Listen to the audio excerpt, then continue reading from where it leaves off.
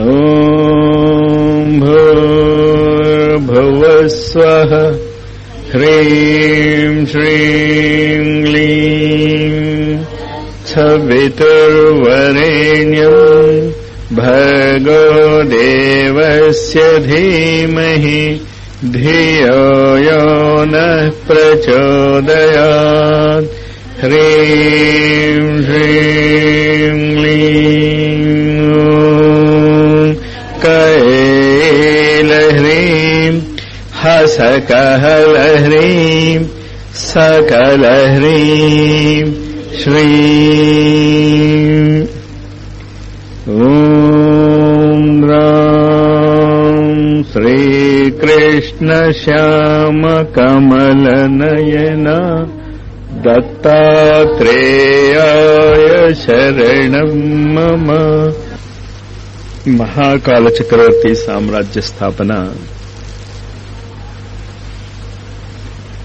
కొన్ని సూచనలు ఈ పూర్ణిమ నుంచి గుర్తుంచుకోండి.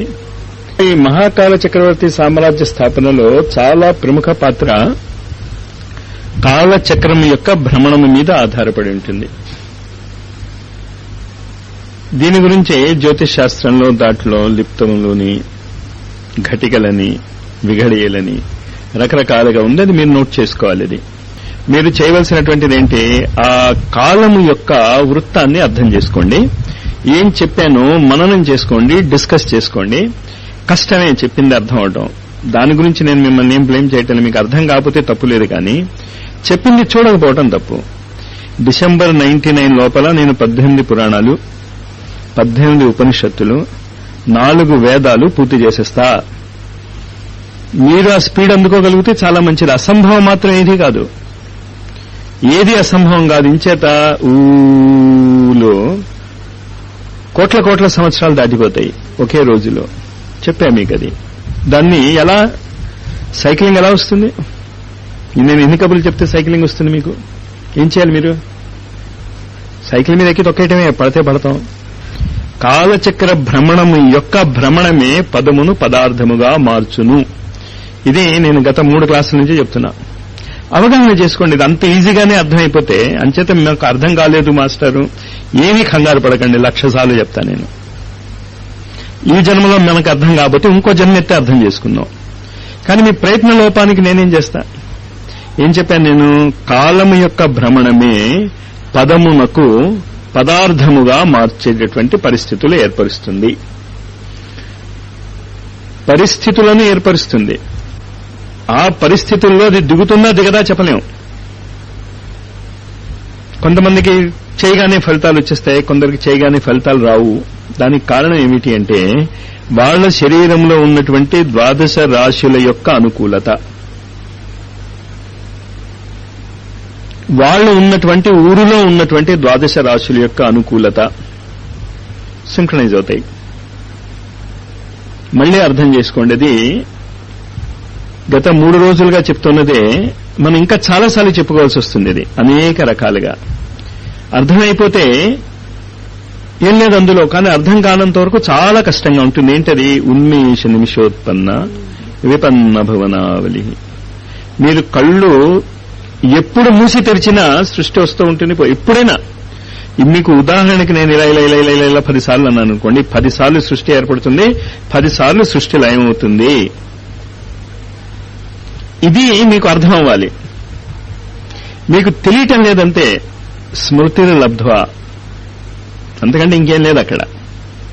మీరు అవగాహన చేసుకోవాలి. అది ఎప్పుడు మీ రెప్పల మూతపడినా సృష్టి వస్తూ ఉంటుంది, సృష్టి లయమైపోతూ ఉంటుంది. అంచేత దేవతాశక్తులు ఏం చేస్తాయి? సృష్టి ఆదిలో బ్రహ్మ యొక్క సంకల్పానుసారము వాళ్ళు ఏం చేయాలి? సృష్టి కార్యక్రమాలు చేయాలి. వాయుదేవుడు వాయుదేవుడు వలె పని చేయాలి, వరుణదేవుడు వరుణదేవుడు వలె పని చేయాలి, అగ్నిదేవుడు అగ్నిదేవుడు వలె పని చేయాలి.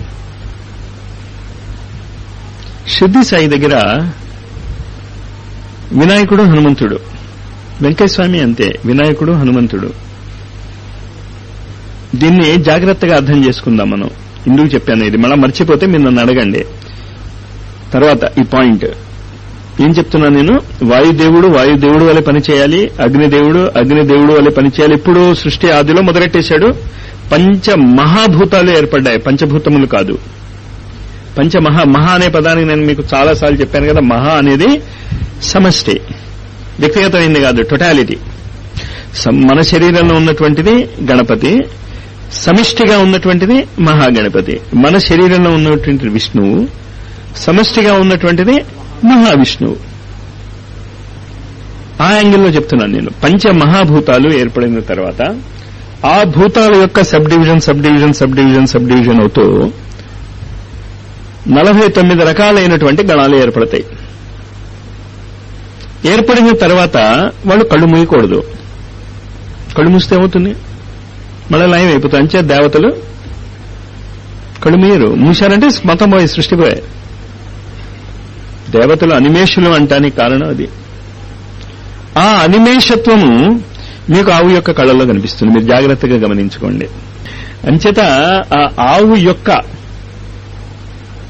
అనిమేషత్వం, ఆవు యొక్క కళ్ళల్లో చూడండి, చాలా స్థిరంగా ఉంటాయి ఆ కళ్ళు. అలా అలా అలా తిరిగి ఒకసారి అబ్జర్వ్ చేయండి వాటి కళ్ళని. అన్ని జంతువుల యొక్క కళ్ళని మీరు అబ్జర్వ్ చేయడం నేర్చుకోండి. ఆవు యొక్క కళ్ళు మూతపడం అంటేనే నేను స్థిరత్వము. అవి జంతువే కదా, అంచేత వాటి అనిమేషత్వం వచ్చేస్తే ఇంకే అది కాదు. అక్కడ మీరు చూడవలసింది ఏంటంటే ఆ స్థిరత్వము, స్టడీనెస్, ఫిక్సిటీ. ఈ మహాకాల చక్రవర్తి యంత్రము లో మీరు గమనించుకోవాల్సినటువంటి పిండాండ బ్రహ్మాండ సమన్వయాన్ని ఖచ్చితంగా అర్థం చేసుకోండి. దానికి అర్థం చేసుకోవటానికి నేను ఒక ఉదాహరణ చెప్పాను. నేను మీకు సెకండ్స్ ముందు 60 సార్లు గిర్రం తిరిగిపోతుంది, నిమిషముల ముందు ఒకసారి తిరుగుతుంది. ఎప్పుడు తిరుగుతుంది అది? ఇది 60 సార్లు తిరుగుతేనే. ఇది 60 సార్లు తిరగకపోతే ఆ నిమిషం ముందు తిరగదు. నిమిషము ముందు 60 సార్లు తిరిగితే గంటల ముందు ఒకసారి తిరుగుతుంది. అది ఎప్పుడు ఒకసారి తిరుగుతుంది? ఇది 60 సార్లు తిరుగుతేనే. అలాగే ఈ గంటల ముందు 24 సార్లు తిరిగితే ఒక రోజు అవుతుంది కదా. అలాంటివి 365 రోజులు అవుతే ఒక సంవత్సరం అవుతుంది. ఇంకా తర్వాత అన్ని సంవత్సరాలే, కోట్లు అనుకోవటం తప్ప అంతా కూడా ఈ కాల చక్రములో ఇమిడి ఉంటాయి. చక్రం యొక్క ఉదాహరణ ఏం చెప్పాను నేను? ఏదైనా ఒక పదార్థాన్ని సృష్టింప చేయదలుచుకుంటే అది చక్రీయ భ్రమణములోనే ఉండాలి. పాటర్స్ వీల్, కుమ్మరివాడు ఒక ఏదైనా ఏ వస్తువును తయారు చేయదలుచుకున్నా కండిషన్ ఏంటి? చక్రం తిరుగుతూ ఉండాలి. అంచేత ఈ సంపూర్ణ సృష్టి స్థిరముగా ఉండాలి అంటే ఎంతవరకు స్థిరముగా ఉండాలి? ఆ కాలాన్ని కూడా మీరు జాగ్రత్తగా లెక్క పెట్టుకోండి. మన్వంతరం అంటే ఏంటి? 71. కొన్ని పుస్తకాల్లో 72 అని ఉంది. రెండూ కరెక్టే లెక్క బట్టి. అంచేత అన్ని మన్వంతరాలు పూర్తవ్వాలి. 72 మహాయుగాలు పూర్తవుతే ఒక మన్వంతరం పూర్తవుతుంది. అలాంటి 14 మన్వంతరాలు పూర్తవుతే ఆ బ్రహ్మగారికి ఒక రోజు. ఇప్పుడు మన్వంతరం అంటే ఎంతో మీరు లెక్క వేసుకోండి తర్వాత మిల్లిగా. ఇది కూడా ఒకసారి చెప్పాను, వాడు లెక్క వేసి ఉండాడు. నేను చెప్పాను అంతే, లెక్క వేసుకోండి అని చెప్పే కదా, అది వేసుకోండి. అది వేసుకుంటే మంచిదమ్మా. అంచేత 4,32,000 సంవత్సరాలు ఒక కలియుగం. ఇప్పుడు మనం కలియుగంలో ఉన్నాం. దానికి రెట్టింపు ద్వాపర, దానికి 3 రెట్లు త్రేత, దానికి 4 రెట్లు కృతయుగం. ఈ 4 యుగాలు కలిస్తే ఒక మహాయుగం. ఇలాంటి 72 గడవాలి, అప్పుడు ఒక మన్వంతరం. అలాంటివి 14 పోవాలి. అప్పుడు బ్రహ్మకి ఎంత అవుతుంది? ఒక రోజే.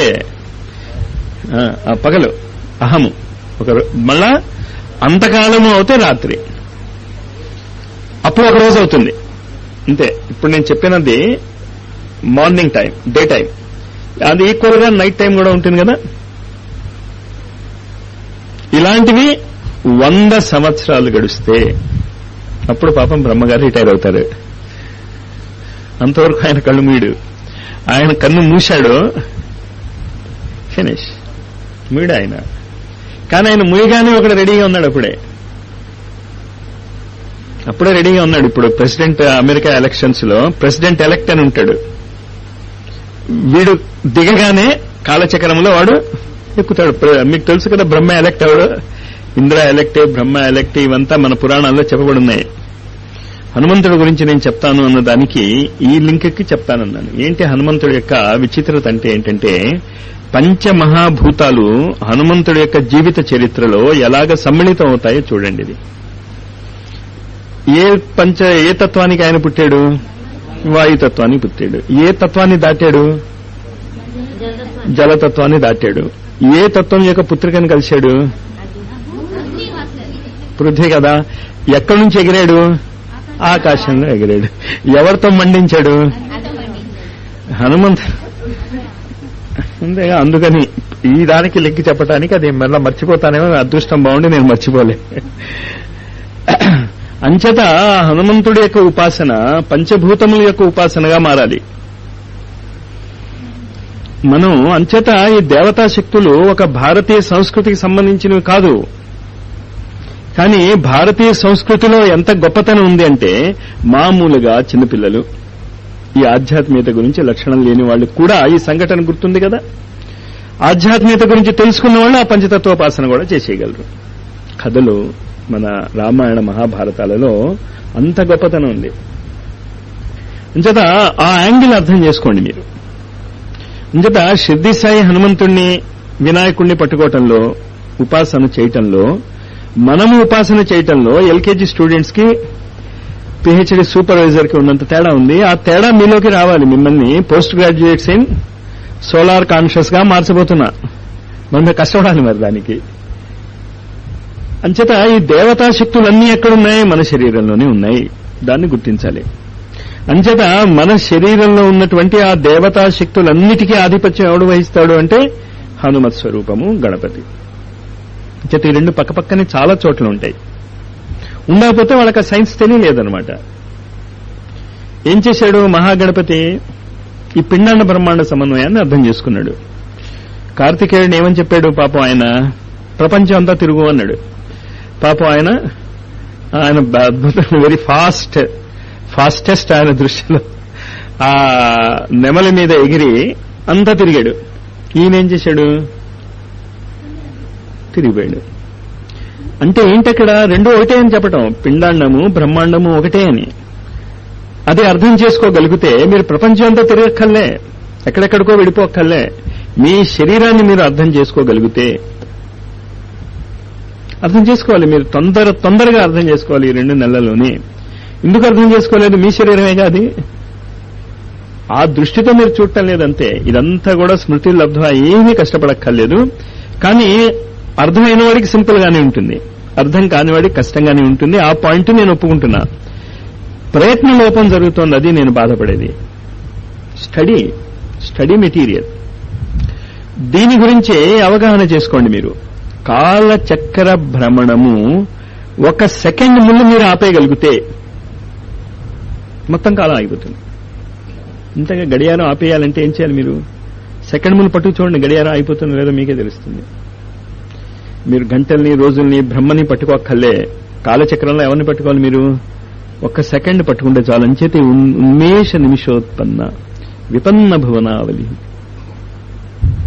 ఈ యాంగిల్లో మీరు అర్థం చేసుకోవడానికి ప్రయత్నం చేయాలి. అది అర్థం చేసుకోవటం జరుగుతూనే ఉంది అక్కడ, మీరు ఏమీ చేయక్కర్లే. అదే ఆ బొమ్మ ఎప్పుడు చూపిస్తూ ఉంటా. అందుకే నేను 2 బొమ్మలును అంతే. అక్కడ మీరు ఏంటి నేను చెప్పాలి ఏంటి, మీరు చేసేది ఏముంది, మీకు ఏం రీసెర్చ్ చేయాలి, ఏం పుస్తకాలు చదవాలి, మీరు ఏమీ చేయక్కర్లేదు, చూడాలంతే మీరు. అందుకే దాన్ని ఏమంటాం మనం? దర్శనము. ఈ షడ్ దర్శనాలు 6 రకాలుగా మీరు దర్శించవచ్చు. మూలాధార చక్రంలో దర్శనము కణాదుడు చెప్పినటువంటి దర్శనము. అంటే ఏంటి? భౌతిక జగత్తే అంతా అని. అక్కడి నుంచి యోగ దర్శనము సహస్రార చక్రానికి వెళ్తుంది. ఈ మధ్యన మిగతా 4 దర్శనాలు ఉన్నాయి. ఆ 6 దర్శనాలు తెలుసుకుని భగవద్గీతని చదివితే భగవద్గీతలో మీకు ఈ 6 దర్శనాలు కనిపిస్తాయి. మరి అది మీరు పట్టుకోవాలి. పట్టుకోవటానికి ప్రయత్నం చేయండి, డిస్కస్ చేయండి. మీరు ఏం చెప్పానో అర్థం చేసుకోండి. భగవద్గీత విశ్వరూప దర్శనానికి నాంది. ఈ విశ్వరూపాన్ని దర్శించటానికి మీకు పుస్తకాలు అక్కర్లే, చూస్తే చాలు. కానీ చూడటానికి అది చూసినవాడు ఒకడు చెప్తే, బాబు అదొకడు సిరాబుడ్డిలాగా కాదు, అదే ఒక బొమ్మలా కాదు, 2 ముఖాలు ఉన్నాయి అని చూసినవాడు చెప్తేనే మీకు అది చూడాలనిపిస్తుంది. అంతకంటే ఇంకేం చేయక్కర్లే. వాడేదో మీకు సిద్ధాంతాలు బోధించేయక్కర్లే. కానీ ఆ 6 రకాల దృష్టి కోణం ఎలా ఉంటుంది? ఈ 6 రకాలైనటువంటి దృష్టి కోణాలే భారతదేశంలో షడ్ దర్శనాలుగా ప్రసిద్ధి చెందాయి. న్యాయము అందులో ఒకటి. కానీ మీరు పుస్తకాల జోలికి వెళ్ళిపోతారేమో అని నా భయం. మీరు పుస్తకాల జోలికి వెళ్ళకండి. మీ శరీరంలో ఇది ఎక్కడుంది అది పట్టుకోవాలి. కానీ అది పట్టుకోవాలి అంటే మీకు మొట్టమొదటి ఏం రావాలి? ఖండంగా మనం చూస్తున్నటువంటి ఈ ప్రపంచాన్ని అఖండ మండలాకారం వ్యాప్తం ఏన చరాచరం యత్ పదం దర్శితం ఏన తస్మై శ్రీ గురవే నమః. ఇందు ఆ దృష్టి అలవర్చుకోండి. యోగ దృష్టి అంటే సమన్వయం, సింథసిస్. అది పైనుంచి కిందకు వస్తాం అనమాట. సహస్రారములో మీకు ఈ పతంజలి యొక్క యోగ దర్శనం, ఇది కూడా ఒక దర్శనం. ఇది పతంజలి యోగము విశిష్టమైనటువంటి యోగ విద్య కాదు, షడ్ దర్శనాలలో ఒకటి. అంచేత పతంజలి యోగ సూత్రాలు మాత్రమే మీరు చదివితే ఏమీ రాదు. ఎంత వస్తుంది? 1/6 వస్తుంది అంతే. మిగతా రావు. మీకు తలకాయ ఒకటే ఉందనుకోండి, సహస్రారం ఒకటే ఉందనుకోండి, చేతులు లేవు, కాళ్ళు లేవు, ఎలా ఉంటుంది మీకు మీ జీవితం? కబంధుడి జీవితంలా ఉంటుందేమో. అంచేత అసంపూర్తమైనటువంటి జీవితం. మీరు ఎంత యోగ విద్యను అర్థం చేసుకున్నా, మనం ఇక్కడ నేర్చుకుంటుంది ఏంటి? సమగ్రమైనటువంటి విద్య. ఇది అరవిందుడు ఇంటిగ్రల్ యోగా అని ముత్తుకుంటే ఆవిడకి అర్థం కాలే. ఇంటిగ్రల్ యోగా అన్న సంపూర్ణమైనటువంటి విద్య అన్న ఒకటే. ఇంటిగ్రల్ అంటే ఒకదానికోటి కలపడం. ఇంటిగ్రల్ క్యాలిక్యులస్ అని మ్యాథమెటిక్స్ లో చదువుతూ ఉంటాం. ఇంటిగ్రేషన్ అంటే కలపడం, సమన్వయం, సింథసిస్. ఇదంతా కూడా దేని మీద ఆధారపడి ఉంటుంది? కాలచక్రం మీద మాత్రమే ఆధారపడి ఉంటుంది. ఇది మాత్రం మీరు మర్చిపోకండి. కాలచక్రం మీకు అర్థమైపోతే మొత్తం యోగ విద్య అర్థమైపోతుంది. అందుకే జ్యోతిషాన్ని ఏమంటాం మనం? కన్ను అంటాం. కన్నది వేద పురుషుడికి జ్యోతిష్యము కన్ను. ఎవడు వేద పురుషుడు? నువ్వే. మళ్ళీ వేద పురుషుడు ఎక్కడి నుంచో తెచ్చుకోకండి మీరు. అందుకే దేవతవై దేవతని మీరు పూజించాలి. దాన్ని న్యాస విద్య అంటాం. ఏ దేవతనైనా బాగా న్యాసము చేసుకోగలిగేవాడు సన్యాసి. ఇప్పుడు సన్యాసులకి దేవతలకి అసలు సంబంధమే లేదు. అంచేత చాలా మంది శంకరాచార్యుల వారి యొక్క పీఠాల మీద నాతో క్రిటిసైజ్ చేస్తారు. ఆయన సన్యాసి కదా, పీఠాలు ఎందుకండి, దేవతార్చనలన్నీ ఎందుకండి? ఇప్పుడు మీకు అర్థం ఏంటుంది? అసలు సన్యాసే నిజంగా కరెక్ట్ దేవతార్చన చేస్తాడు. మిగతా వాడు వాడికి తెలియదు అసలు దేవతార్చన. ఇంచేత వాడు సమ్యక్ కరెక్ట్ గా న్యాసము చేయగలుగుతాడు. ఎంత భ్రష్టు పట్టిపోయిందో మన దేశంలో అనేక మాటలు, అనేక సంస్కృతులు, అనేక సంస్కారాలు, అనేక పీఠాలు. కరెక్ట్ చేసుకుందాం ఆ దర్శనంలో మనం. అంచేత మళ్లీ నేను చెప్తున్నది మళ్లీ ఒకే పాయింట్కి వస్తున్నా. ఈ సృష్టి మొత్తము కూడా కాలచక్ర భ్రమణములో పదము పదార్థముగా మారుట అంతే, ఇంకేం లేదు. చక్రీయ భ్రమణం జరుగుతోంది. ఈ చక్రీయ భ్రమణములో, కాలచక్రము యొక్క భ్రమణములో పదములు, శబ్దములు పదార్థముగా మారుతూ ఉంటాయి. మానవ జాతి యొక్క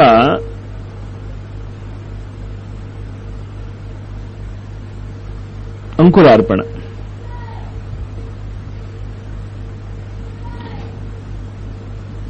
ఒక 1,95,00,000 సంవత్సరాల కిందట జరిగింది. వైవస్వత మన్వంతరంలో కలియుగంలో ఉన్నాం.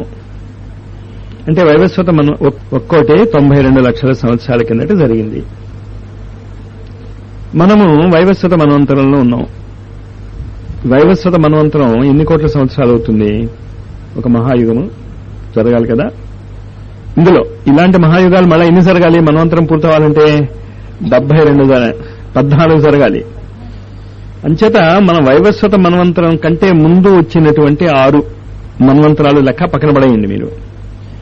ఈ కలియుగంలోనే ఒక మహాయుగం అంటే 43 కోట్ల సంవత్సరాలు అనుకుంటా. క్యాలిక్యులేషన్ తర్వాత చూసుకోండి మీరు, అదేమంత ఇంపార్టెంట్ కాదు. నేను చెప్పదలుచుకున్నది ఏంటంటే, ఒక మన్వంతర కాలంలో మానవుడు యొక్క ప్రవేశము మనం లెక్క పెట్టాలంటే ఈ మహాకాల చక్రంలో ఒక సంవత్సరం అనుకుంటే మానవుడు ఈ మన్వంతరంలో ప్రవేశించి కొన్ని నిమిషాలు మాత్రమే అయినది అని చెప్పదలుచుకున్నది. అది అర్థమైందా నేను చెప్పింది? అనేక కోట్ల కోట్ల సంవత్సరాలలో వైవస్వత మన్వంతరం యొక్క మధ్యలో ఎక్కడో మనిషి దూరాడు. అంతవరకు మనిషి లేడు.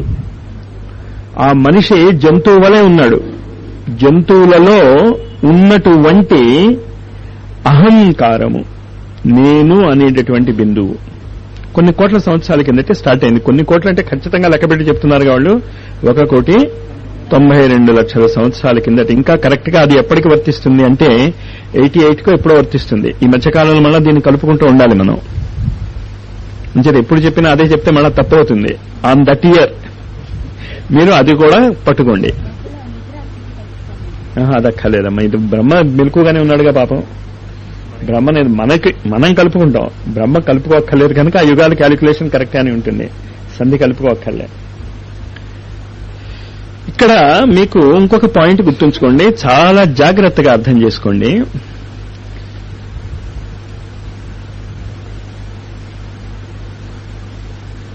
అహంకారం యొక్క ప్రవేశము అంటే ఏంటి? అహంకారం యొక్క ప్రవేశము అంటే ఈ శరీరము నేను, మిగతా శరీరాలు నేను కాదు అనేటటువంటి భావన. అది అహంకారం అంటే. నేను అనేటటువంటి క్షేత్రము ఎంతవరకు వ్యాపించి ఉంటుంది? ఈ శరీరం వరకే. ఈ శరీరం బయట ఒక మట్టి ఉన్నా, ఒక కణం ఉన్నా కూడా అది నేను కాదు. అర్థమైందా చెప్పింది?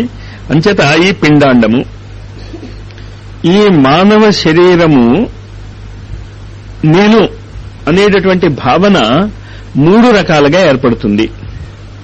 ఇది ఎక్కడ ఏర్పడింది? చంద్రమండలంలో ఏర్పడింది. కొంచెం జాగ్రత్తగా అర్థం చేసుకోండి. దీని తర్వాత మళ్ళా వివరిస్తా నేను. సిలబస్ లో మనం సిలబస్ పూర్తి చేసేయాలి కదా 19 డిసెంబర్ లోపల. కానీ ఇది మీకు చాలాసార్లు నేను చెప్తూనే వచ్చాను. నేను చంద్రుని యొక్క దాంట్లో ఈనాడు పరమ గురువులుగా పిలుచుకుంటున్నటువంటి వాళ్ళు చాలా జాగ్రత్తగా అర్థం చేసుకోండి. ఇదంతా కూడా పిండాండ బ్రహ్మాండ సమన్వయముగా మీరు సమన్వయం చేసుకోగలగాలి ప్రతిదానికి కూడా.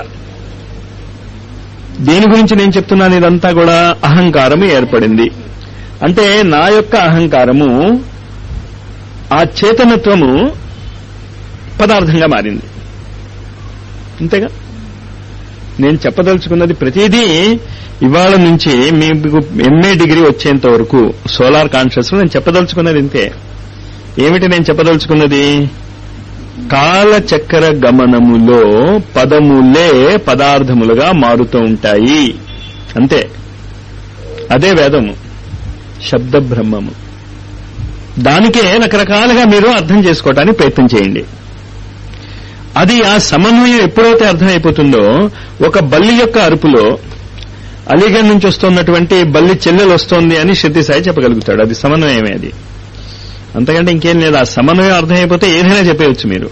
కానీ ఎంత చెప్పాలో ఎంత చెప్పకూడదో కూడా మీకు అర్థమవుతూ ఉంటుంది. ఇదంతా చెప్పాడు కానీ మిగతా ఏం చెప్పలే. ప్రతివాడి యొక్క భవిష్యత్తు కళ్ళు మూసుకుని నువ్వు ఇదైపోతావు అదైపోతావు అని ఎప్పుడూ చెప్పలేదు, చెప్పరు కూడా. ఇంకంటే అది మీరు నేర్చుకోవాలి. అదేగా మీరు అది నేర్చుకోవడానికి మీరు పుట్టారు. తండ్రి హోంవర్క్ చేసేసినట్టు ఉంటుంది గురువు చేసేస్తే. గురువులు అలాంటి పిచ్చి పని చేయరు. మనం ఆ పిచ్చి పని చేసిన సమన్వయములో చంద్రగోళము పృథ్వీ గ్రహానికి ఉపగ్రహముగా ఉన్నది. అది అర్థం చేసుకోండి ఇప్పుడు మీరు. ప్రస్తుతం సూర్యుడు గ్రహము కాదు, నక్షత్రము. అంచేత మన యొక్క గ్రహముల యొక్క వారముల యొక్క పట్టికలో టెక్నికల్ గా, ఇదంతా టెక్నికల్ గా, ఆ టెక్నికల్ గా మనం తర్వాత ఆలోచిద్దాం. నేను మళ్ళా చెప్పటం మర్చిపోతానేమో అని మీకు ముందు హింట్స్ చెప్తున్నా. తర్వాత మళ్ళా ఎప్పుడో నాకు గుర్తొస్తే నేనే కంటిన్యూ చేసేస్తా దాన్ని. గుర్తుంచుకోండి, సూర్యుడు నక్షత్రము, చంద్రుడు ఉపగ్రహము, మిగతా అన్ని గ్రహాలు. అంటే అర్థమైంది కదా? గ్రహాలంటే ఏంటి? గ్రహించేవి. అది గుర్తుంచుకోండి. ఆ సమన్వయము ఇప్పుడు చంద్రమండలంలోంచి మానవులుగా పుట్టినటువంటి మనకి ఇవాళ అర్థం అవ్వాలి. పూర్ణిమ నాడు, ఈ పూర్ణిమ నాడే అది జరుగుతూ ఉంటుంది. ఇంకొక విచిత్రమైనటువంటిది మీరు తర్వాత మళ్ళా గుర్తు చేసి నన్ను అడగండి. అది ఆరెంజ్ బాస్కెట్స్, ఆరెంజ్ రంగులో ఉన్నటువంటి ఏమంటారు బాస్కెట్స్ అంటే బుట్టలు. ఆ ఆరెంజ్ బుట్టల నుంచి మనం ఆ చంద్రుల్లోంచి కిందకి దిగాం చాలా మంది. ఆ రంగే మనకు అడ్డు తగులుతుంది. ఇప్పుడు ఆ రంగే అడ్డు తగులుతోంది అని తెలుసుకోవటానికి సన్యాసులందరూ ఆ బట్టలు వేసుకుంటారు. ఎందుకు ఆ బట్టలు వేసుకుంటారు? బట్టలంటే అర్థం ఏంటి? వాసాంసి జీర్ణాని యథా విహాయ నవాని గృహ్ణాతి నరోపరాణి తథా శరీరాణి విహాయ జీర్ణాన్ అన్యాని సంయాతి నవాని దేహి. అంచేత కాషాయ రంగును వదలాలి. కాషాయం దేనికి గుర్తు? ఆ మోక్ష సన్యాస యోగము కాషాయ రంగు. చాలా విచిత్రమైనటువంటి సమన్వయాలు. ఆ సమన్వయాలన్నీ మీరు ఈక్వేషన్ వేసుకుని ఒక చోట పెట్టుకుని అవి కవర్ చేసుకోవాలి మీరు ఒకే క్లాసులో. 99 లోపల ఎన్ని సమన్వయాలు? కానీ ఈ సమన్వయాలన్నీ మీ అంతటా మీకే తడుతూ ఉంటాయి. ఆ తట్టటానికి నాందిగా ఇవాళ చంద్రమండలములోంచి పృథ్వీ గ్రహంలోకి మనం ఎలా అవతరించామో అర్థం చేసుకోండి. ఒకప్పుడు పృథ్వీ గ్రహము లేదు, కొన్ని కోట్ల సంవత్సరాల కిందట. చంద్రమండలము లేకపోతే చంద్రగ్రహము ఈ పృథ్వీ స్థలంలో ఉంది. ఇప్పుడు పృథ్వీ ఎలా ఉందో అక్కడ కూడా మానవులు ఉండేవారు. ఆ మానవులు వాళ్ళు ఎక్కడున్నారు అన్నది చెప్పడానికే మన ఆ తలుపు మీద 49 గంటలు పెట్టాం మనం దేవాలయంలో. అంచేత అవంతా కూడా ఒకదాంతో ఒకటి లింక్ అయ్యేవే. అంచేత మీరు ఆ తలుపులు తెరిచి మూయగానే మీకు అర్థమైపోతూ ఉంటాయి, తెలుస్తాయి ఈ సమన్వయం. సరే, ఈనాడు మనము రాబోయే యుగపు మనువు, రాబోయే యుగం తప్పు చెప్పాను నేను, మన్వంతరం, రాబోయే మన్వంతరం యొక్క మనువు, ఆ మనువు యొక్క మంత్రి, right hand man. Theosophical society వాళ్ళు దాన్ని మాస్టర్ కేహెచ్, మాస్టర్ మౌర్య అని పిలుస్తూ ఉంటారు. మనువు మౌర్య, కేహెచ్వి మంత్రి అంటే ఎడ్యుకేషన్ ఇన్ఛార్జ్. ఆ ఎడ్యుకేషన్ ఇప్పుడు మనం నేర్చుకుంటున్నాం ఆ కేహెచ్ యొక్క దాంట్లోనే. ఈ మనువే అక్బర్గా పుట్టాడు. మాస్టర్ మౌర్యయే అక్బర్గా పుట్టాడు. పుట్టాక దీనే ఇలాహి అని ఇప్పుడు మనం ఏ ఒక వరల్డ్ రిలిజియన్ గురించి అనుకుంటున్నాం అవే పాపం నాటాడు బీజాలు. అంతా అవే సమన్వయం. అంతా మీరు తర్వాత చేసుకుంటూ పోతూ ఉంటే తెలుస్తాయి మీకు. ఈ మనువు, ఈ డిపార్ట్మెంట్ ఆఫ్ ఎడ్యుకేషన్, దీనిని మనము మన సూర్య కిరణ విజ్ఞానముగా ఏం చెప్పుకుంటామంటే మొదటి కిరణము, రెండవ కిరణము. మొదటి కిరణము యొక్క పేరు సంకల్పము, బ్రహ్మ యొక్క సంకల్పమే అంటాం కదా. రెండోది ఏంటి? Love, wisdom. రెండు కలిపి చెప్పాలి. ప్రజ్ఞ ఉన్న చోట ఖచ్చితంగా ప్రేమ ఉంటుంది, ప్రేమే ఉంటుంది, ప్రజ్ఞ ఉండదు. లవ్ ఈజ్ బ్లైండ్ కరెక్ట్ కాదు. అందుకే అవి రెండు కలిపి చెప్తాం మనం ఎప్పుడు కూడా. ఒకే నాణానికి రెండు. జ్ఞానము ఉంటే ప్రేమ ఉంటుంది, ప్రేమ ఉంటే జ్ఞానం ఉంటుంది. తర్వాత దాని గురించి ఆలోచించుకుందాం ఏం చెప్పబోతున్నాడు. ఈ మనువు అంటే మాస్టర్ మౌర్య, ఈ రెండో రాబోయేటటువంటి ఆ సావర్ణిక మన్వంతరాల్లో ఉండబోయేటటువంటి పురోహితుడు లేకపోతే ఎడ్యుకేషన్ ఇన్ఛార్జ్. వీళ్ళిద్దరూ అప్పుడు ఎలా ఉండేవారు? కోయవాళ్ళగా ఉండేవారు. అప్పుడు పృథ్వీ గ్రహం లేనప్పుడు. అప్పుడు మనమంతా అద్భుతమైన స్థితిలో ఉండేవాళ్ళం, జంతువులుగా ఉండేవాళ్ళం. ఎవరి దగ్గర? వాళ్ళ దగ్గర. వాళ్ళ దగ్గర ఉన్నవాళ్ళు మాస్టర్స్ గా ఉన్నారు. ఇప్పుడు అరవిందో ది డివైన్ ప్లాన్ అని ఒకటి ఇచ్చాడు. ఆ బొమ్మ తెచ్చుకోండి, డివైన్ ప్లాన్ అని. ఆ మొత్తం గీతలు గీసేసి ఎక్కడి నుంచి ఏమేమి వచ్చాయో అని. మెహర్ బాబా కూడా ఒక డివైన్ ప్లాన్ ఇచ్చాడు. మెహర్ బాబా. మన పురాణాలలో కూడా ఒక డివైన్ ప్లాన్ ఉంది. థియోసాఫికల్ సొసైటీ వాళ్ళు కూడా ఒక డివైన్ ప్లాన్ ఇచ్చారు. మీకేం ఆశ్చర్యం ఇస్తుందంటే పేర్లు మార్చారు తప్ప అందరి డివైన్ ప్లాన్ ఒకటే అవ్వాలి కదా. తప్పు. అప్పుడు ఈ గందరగోళాలు ఉండవు. నేను కరెక్ట్ చెప్పానా, మా అరవిందో కరెక్ట్ చెప్పాడా, మా బ్లావెట్స్కి కరెక్ట్ చెప్పిందా, ఈ గందరగోళాలు రావు. అంచేత ఇవి 4 మనం సమన్వయం చేసుకుందాం. Take your own time. నేను రేపే ఇచ్చేమని అంటేనే ఇది అంత మూర్ఖంగా ఏం చెప్పను. కానీ మీ ప్రయత్న లోపం మాత్రం చేయకండి. అనేక సమన్వయాలు చెప్తున్నాను కదా, అదే అవగాహన చేసుకోండి. సరే, అప్పుడు ఏం జరిగిందిట? ఓ నది పారుతుంది. నదికి ఇటువైపు ఒకడు, అటువైపు ఒకడు. కోయగూడాలే కదా కొట్టుకుంటున్నారు. దేని గురించి చెప్తూ ఇదంతా చెప్తున్నాను గుర్తుందా మీకు? కాలచక్ర భ్రమణములో అహంకారము మానవ శరీర పదార్థముగా ఎలా మారినది అది నేను చెప్పదలుచుకున్నది. దానికోసం మీకు ఈ సమన్వయాలన్నీ తెలిస్తే తప్ప అది అర్థం కాదు మీకు. ఆ కోయగూడములో మౌర్య అంటే సావర్ణిక మన్వంతరములో మనువుగా ఉండబోయేటటువంటి వ్యక్తి, ఉండబోయేటటువంటి చేతనత్వం. మీ లింక్స్ చూసుకోండి. మీరు ఎక్కడ నుంచి ఎక్కడికి మీకు లింక్ ఉందో ఈ ఒక్క జీవితం మీరు సక్రమంగా జీవించలేకపోతున్నాం. కానీ అవగాహన చేసుకుంటే సరిపోతుంది. ఎన్ని కోట్ల సంవత్సరాల లింకో అర్థం చేసుకోండి. మళ్ళీ అదే చదువుకుంటున్నాగా ఆ మన్వంతరాల గురించి, ఆ మనువు గురించి. ఒక కుక్క ఉండేది, ఒక కోయగూడపు దొర. దొర అంటారా ఏమంటారు మీకు అర్థమవుతుంది కదా భాష. నాయకుడు వేటకెళ్లారు అందరూ, కుక్కను అక్కడ వదిలేశారు. ఉయ్యాలలో ఒక చిన్న కుర్రాడు ఉన్నాడు, కోయగూడెం నాయకుడు యొక్క యువరాజు. కుక్కను కాపలాగా వదిలేశారు. కుక్కను కాపలాగా వదిలేసిన తర్వాత వీళ్ళు వేటకు వెళ్లారు అని తెలియగానే ఆ పక్కనే ఉన్నటువంటి కోయగూడెం వాళ్ళు ఏం చేస్తారు?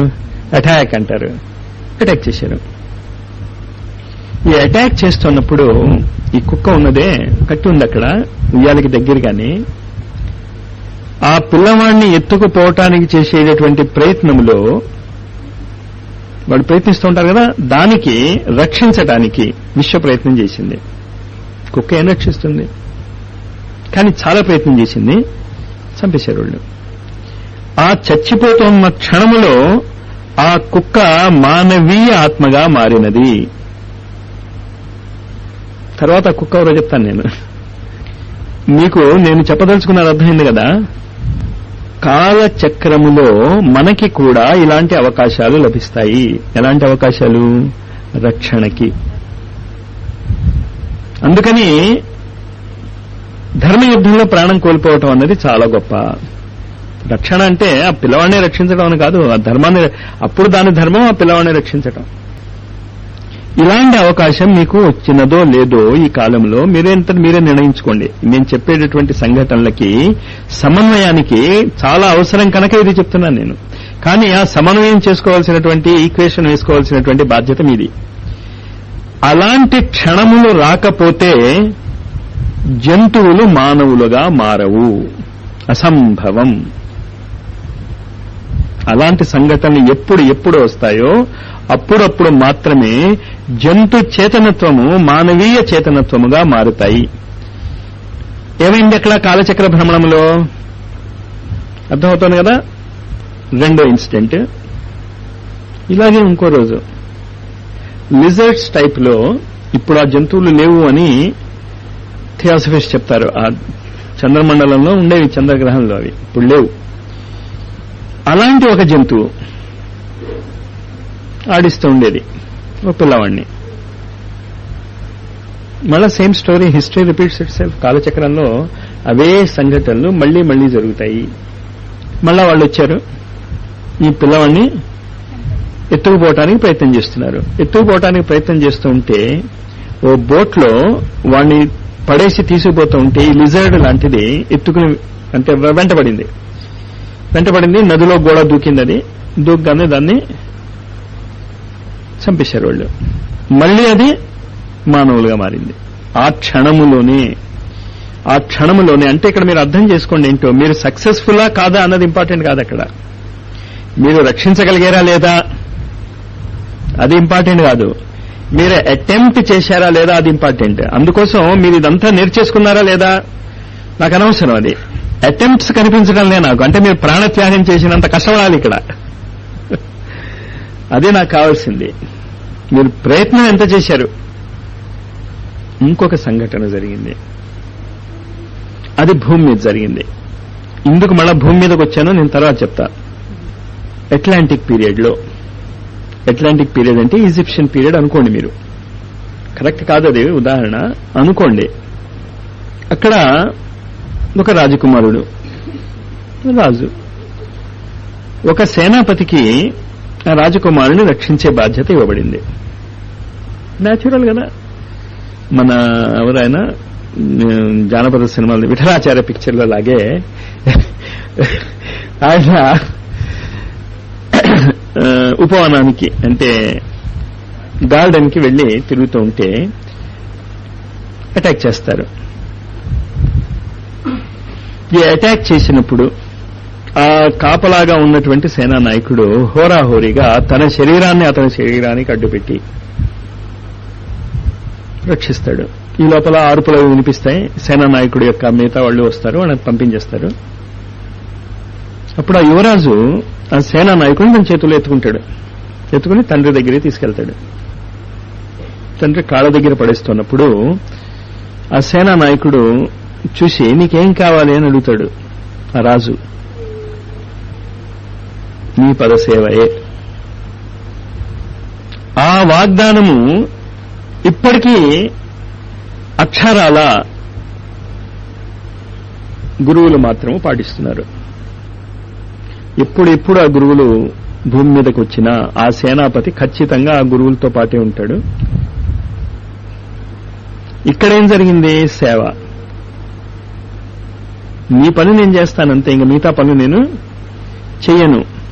ఇంకో చోట ఎంతుంది? కుక్కలు అవి ఇందుకు ప్రాణత్యాగం చేశాయి? ప్రేమ రక్షించటానికే. కానీ అక్కడ ఏంటి వాటిని మోటివేట్ చేసింది? జంతువుని, వీడు నావాడు, నా యజమాని యొక్క పిల్లవాడిని వాళ్ళు తీసుకుపోతున్నారు అనేటటువంటి ప్రేమ. అంచేత ప్రేమ వల్ల మానవ జన్మ పొందవచ్చు, సేవ వల్ల మానవ జన్మ పొందవచ్చు. ఆ రెండు లక్షణాలు లేకపోతే వాడు మానవుడు కాదు. అంతేగా. ఇది అంతా కాకుండా చంద్రగ్రహంలోనే ఇంకొక విచిత్రం జరిగింది. అదే విచిత్రము మళ్ళీ మహాభారత యుద్ధంలో కూడా జరిగింది. కానీ మహాభారత యుద్ధంలోని మీకు వదిలేస్తున్నా నేను ఏం జరిగిందో పట్టుకోవటానికి. ఏం జరిగింది? ఇప్పుడు జైలు ఉన్నట్టు ఎప్పుడు జైళ్లు ఉంటాయిగా. సరే, జైల్లో ఒక వ్యక్తిని పెట్టేసి ఉన్నారు. వాడెవడు? శత్రుదేశపు యొక్క యువరాజు. ఇంకా యువరాజు అనే స్థాయి కాదు కదా, కోయగూడలేగా అవంతా. మీరంచేత నేను మాటలకి మీరు ఎక్కువ అర్థాలు ఇచ్చేయకండి. అంచేత యువరాజులేం కాదది. ఆ గూడెం యొక్క కొడుకు, శత్రువు యొక్క గూడెం యొక్క కొడుకు.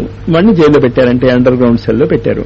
అంటే అలాంటి సెల్స్ ఉండేవి మీకు తెలుసు కదా. ఒక కన్నలాగా గొయ్యేలా తవ్వేస్తారు, పైనేమో ఒక ఏమంటారు అది బల్లేలో అవి పెట్టేస్తారు. వాడు పైకి రాలేడు, వాడికి అందులోనే భోజనాలు అవి ఇస్తూ ఉంటారు. అలాంటిది జరుగుతున్నప్పుడు ఈ గూడెంలో జరుగుతున్నటువంటి రైట్స్ అంటే ఏంటి? రైట్స్ అంటే పూజలు, కర్మకాండలు వీడు గమనిస్తూ ఉన్నాడు. ఈ యువరాజు, శత్రుదేశపు యువరాజు.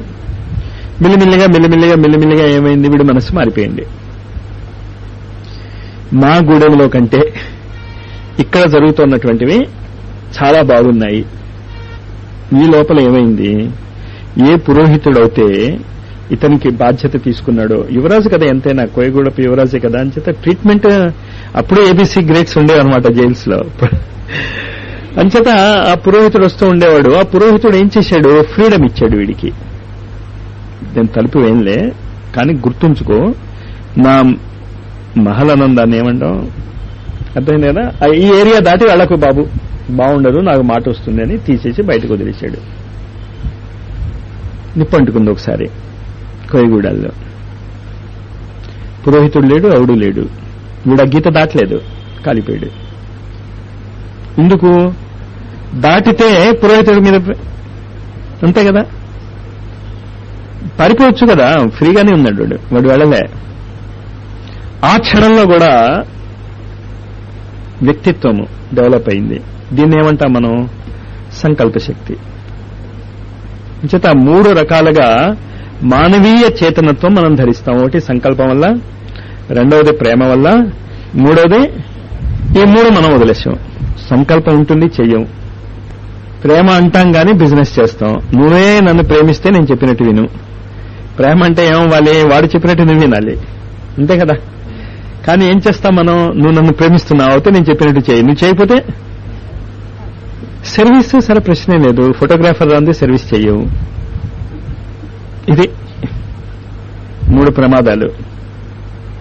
ఇవి చాలా జాగ్రత్తగా అర్థం చేసుకోండి. సమన్వయము ఈ సమన్వయమే పురుష సూక్తంలో ఆరణ్యాన్ గ్రామ్యాన్ అని హింటిచ్చి వదిలేశారు వాళ్ళు. ఇంకేంటంటే ఒక 18 సూక్తాలలో మొత్తం విజ్ఞానం వాళ్ళు పెట్టేశారు. నువ్వు పట్టుకోగలిగితే అరణ్యములో జరిగినటువంటి సంఘటనలు, గ్రామాలలో జరిగినటువంటి సంఘటనలు, అనేకం హిస్టరీ రిపీట్స్ ఇట్ సెల్ఫ్. మళ్ళా చక్రీయ భ్రమణంలో ఆ కాలం ఎప్పుడొస్తుందో అవే సంఘటనలు జరుగుతాయి. దానికి ఇంకొక ఉదాహరణ చెప్తాను నేను. మహాదశ నడుస్తూ ఉంటాయి జాతక చక్రంలో. శని మహాదశ 19 సంవత్సరాలు అనుకుంటా, శుక్ర మహాదశ 20 సంవత్సరాలు, బుధ మహాదశ 15 సంవత్సరాలు ఇలా జరుగుతూ ఉంటాయి. ప్రతి దాంట్లోనూ ఆ మహాదశ యొక్క భుక్తి ముందు జరుగుతుంది. శనిలో శని మహాభుక్తి, బుధలో బుధభుక్తి. ఇది 2 సంవత్సరాలు 3 సంవత్సరాలు ఉంటాయి. ఎవడైనా ఇంటెలిజెంట్ మనిషి ఆ 19 సంవత్సరాలలో ఏం జరగబోతోందో తెలుసుకోదలుచుకుంటే ఆ మొదటి భుక్తి యొక్క 3 సంవత్సరాలు ఆ దశాభుక్తులు వస్తాయి కదా, అంటే శనిలో శని వస్తుంది, మళ్ళా శనిలో బుధుడు వస్తాడు. ఆ పీరియడ్స్ మీరు చూసేసుకుని ఏం జరిగిందో చూసుకుంటే అవే ఎక్స్పాండ్ అవుతాయి మిగతా 16 సంవత్సరాల్లో. Cyclic process. అందుకు జ్యోతిషం తెలియాలి. ఇవే రిపీట్ అవుతాయి. ఇప్పుడు నేను చెప్పినటువంటి సంఘటనలే మీకు రిపీట్ అవుతాయి. ప్రేమ చూపించగలిగేటటువంటి సంఘటనలు, సేవ చేయగలిగేటటువంటి సంఘటనలు, సంకల్పం ద్వారా కూడా మనం చాలా మందికి సహాయం చేయగలం. ఈ 3 మీరు గుర్తుంచుకోండి. మీ జీవితంలో ఎప్పుడు ఇవి ఉపయోగించుకునేటటువంటి క్షణాలు వస్తే మీరు ఎప్పుడెప్పుడు మిస్ అవుతారో అంతకంతకు మీరు ఒక్కొక్క అడుగు దిగజారుతారు. చాలా జాగ్రత్తగా అర్థం చేసుకుని దీన్ని మననం చేసుకుని గ్రాఫ్ లాగా గీసుకోండి. మానవ జన్మ ఎత్తాం మనం. మానవ జన్మ ఎందుకు ఎత్తాం? ఒక ఆ టైం పీరియడ్స్ లో 20 లక్షల సార్లు మీరు ఈ పని చేస్తే మానవ జన్మ ఎత్తుతారు అనుకోండి. మనం 20 లక్షల పెద్ద పెద్ద సంఖ్యలు ఎందుకు 100 అనుకుందాం. అంటే 100 సార్లు మీరు ఫలానా పని చేస్తే అందులో మళ్ళా సంకల్పము 30% ఉండొచ్చు, ప్రేమ 60% ఉండొచ్చు, 60 + 30 90, సేవ 10%, ఎనీ రేషియో. మొత్తం మీద ఏంటనమాట, సంకల్పము, ప్రేమ, సేవ మొత్తం కలిపి 100 అవ్వాలి. మానవ జన్మ ఎత్తారు. మానవ జన్మ ఎత్తిన తర్వాత మీరు 101 అవకాశాలు కోల్పోయారు. ఏమవుతారు? జంతు జన్మ వస్తుంది. చెప్పలేము అది. అందుకనే శిశుపాలుడికి 100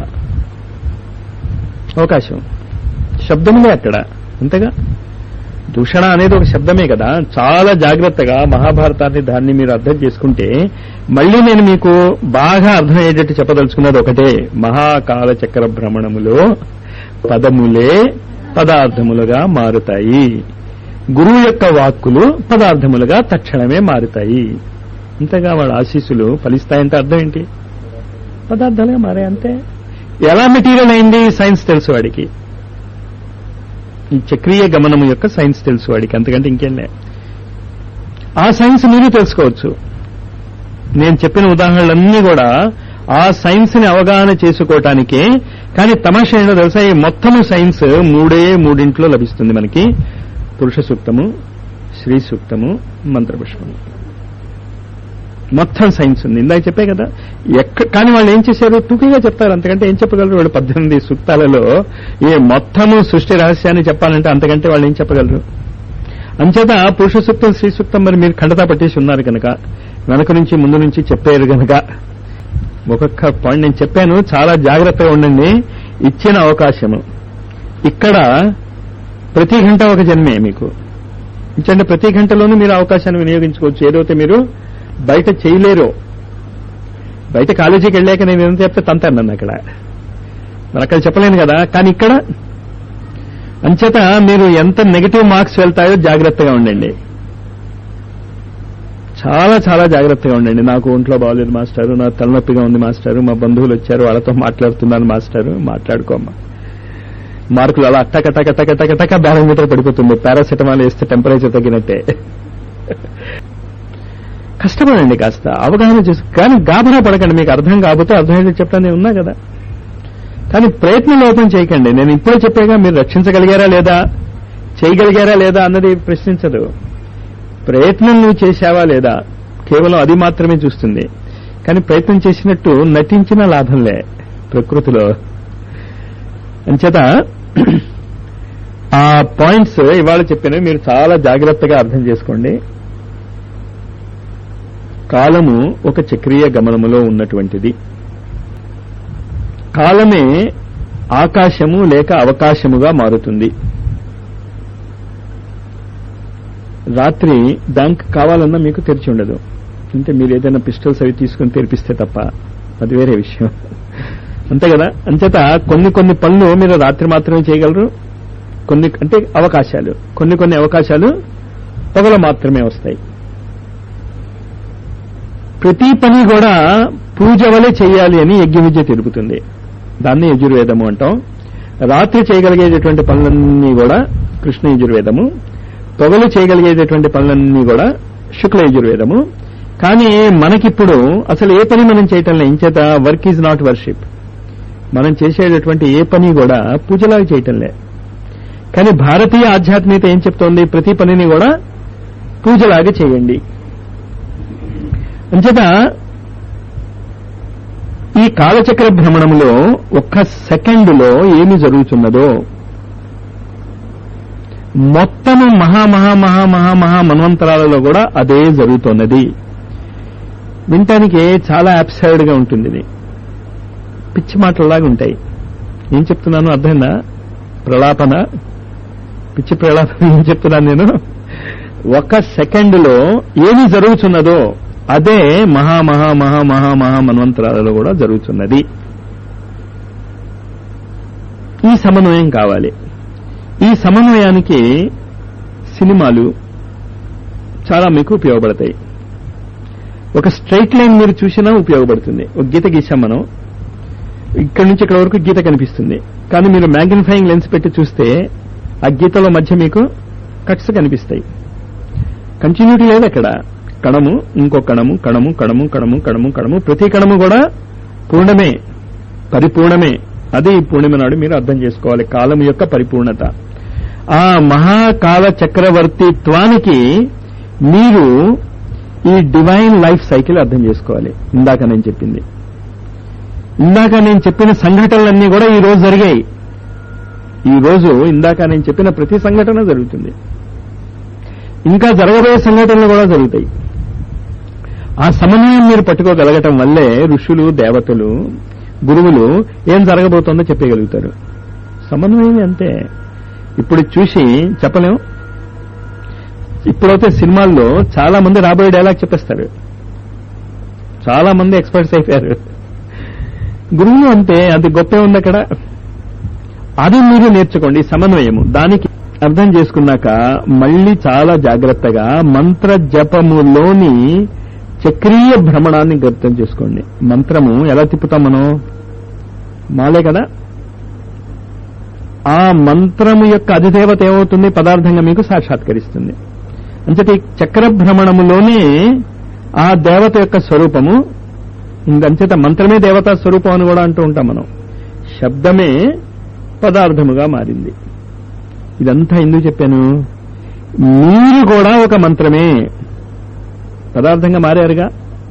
ఇంచేత ఖచ్చితంగా మీకు మీదైన ఒక శబ్దము అంతరిక్షంలో ఉండే ఉంటుంది. లేకపోతే ఈ పదార్థము ఏర్పడదు.